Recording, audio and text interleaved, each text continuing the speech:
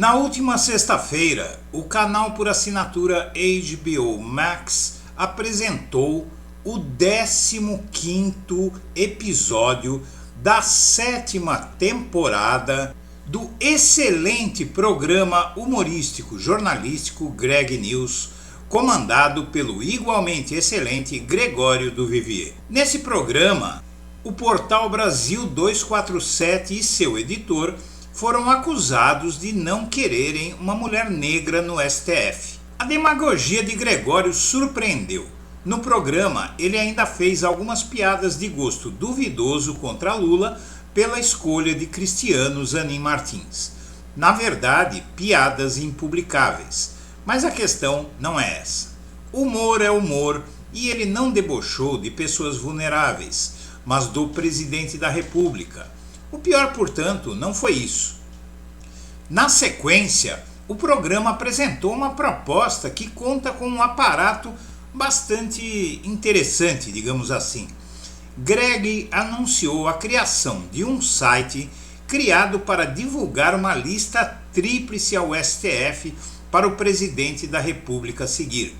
A proposta é bastante simpática, pois apresenta 3 juristas negras que seriam detentoras do notável saber jurídico exigível para um ministro do STF. Lula, porém, já acreditava em que era preciso pôr um negro no STF quando Greg era um adolescente de 17 anos. Em maio de 2003, há mais de 20 anos, o então primeiro presidente da República de origem humilde da história brasileira, um operário de 50 e tantos anos, indicava o primeiro negro para o STF em mais de um século. A revista Época então registrou o feito com o seguinte texto: um ex-torneiro mecânico pernambucano indicou nesta quarta-feira um ex-faxineiro mineiro para ocupar uma vaga entre os ministros do Supremo Tribunal Federal. O presidente Luiz Inácio Lula da Silva escolheu o doutor da Universidade de Sorbonne e procurador do Ministério Público Federal, Joaquim Benedito Barbosa Gomes, então com 48 anos, para ocupar uma vaga entre os ministros do Supremo Tribunal Federal. No dia 7 de maio de 2003, o abismo social brasileiro simbolicamente ficou um pouco menor.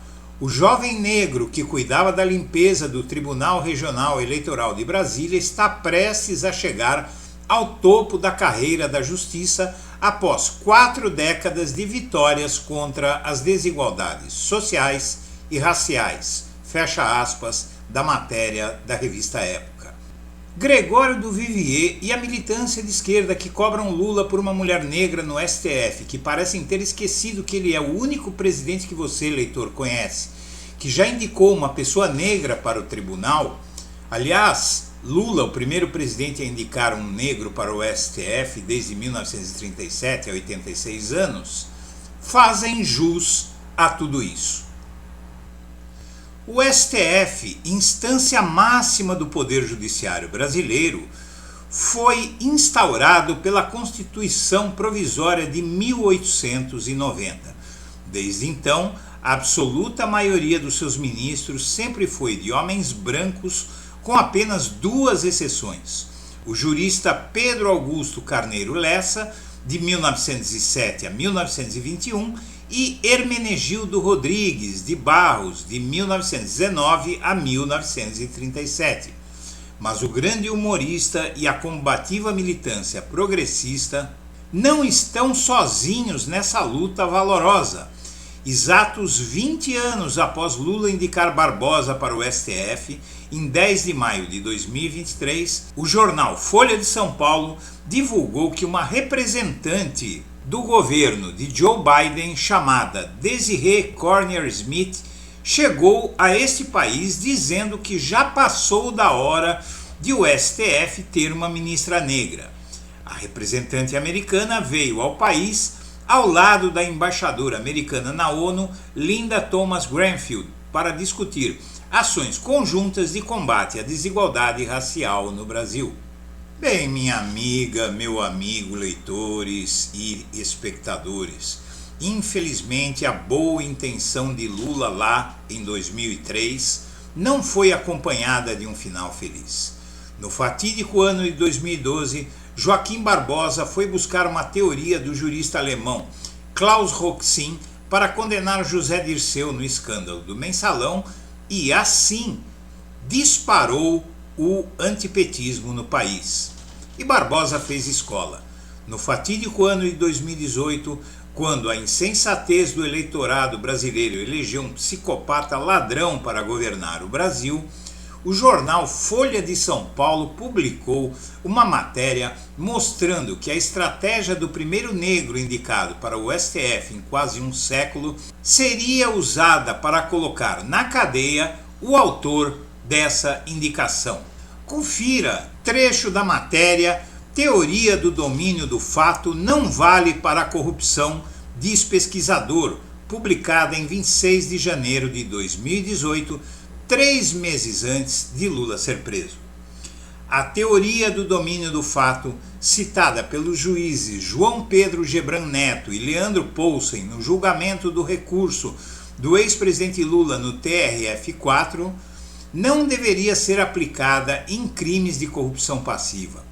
A opinião é de um dos maiores especialistas nessa matéria, Alaor Leite, aluno de doutorado na Universidade de Munich, do desenvolvedor da teoria, o jurista alemão Klaus Roxin, e professor de Direito Penal na Universidade de Humboldt, de Berlim. Em obra de 1963, Roxin defendeu que o chefe de uma organização criminosa comete crime quando dá ordens e comanda seus subordinados para praticarem atos ilícitos. No Mensalão, a teoria foi usada de maneira incorreta, segundo Leite. O ex-ministro José Dirceu foi condenado pela posição que ocupava no governo, não porque conseguiram provas de que ele mandara pagar os deputados da base aliada do PT.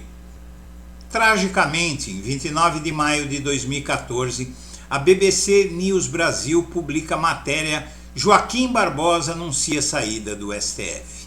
16 anos antes da hora de se aposentar, o primeiro-ministro do STF negro que você já conheceu deixou a toga e foi curtir a vida em Miami, conforme a matéria Joaquim Barbosa de Malas Prontas para Miami, publicada pelo portal UOL em 30 de maio daquele mesmo ano. É óbvio que a conduta de Joaquim Barbosa não tem qualquer relação com a sua etnia.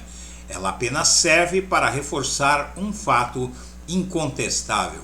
Nomear um negro, uma mulher, um homossexual ou alguém terrivelmente evangélico para o STF não ajuda em nada a melhorar a desigualdade brasileira.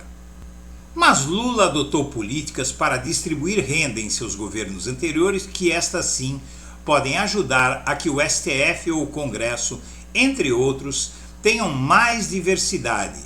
Em 16 de abril de 2022, a Fundação Perseu Abramo publica matéria que mostra que a desigualdade da renda medida pelo índice de Gini retrocedeu entre 2002 e 2015 e caiu de 0,587 para 0,524, a maior queda da desigualdade da história brasileira. É isso que Lula pode fazer para melhorar a situação de desigualdade em relação a negros e mulheres, entre outros. O resto é demagogia barata ou interesses imperialistas que usam pessoas bem intencionadas aqui no Brasil para controlar, por exemplo, o STF. Senhoras e senhores, agradeço a atenção e deixo o meu melhor abraço para todo mundo.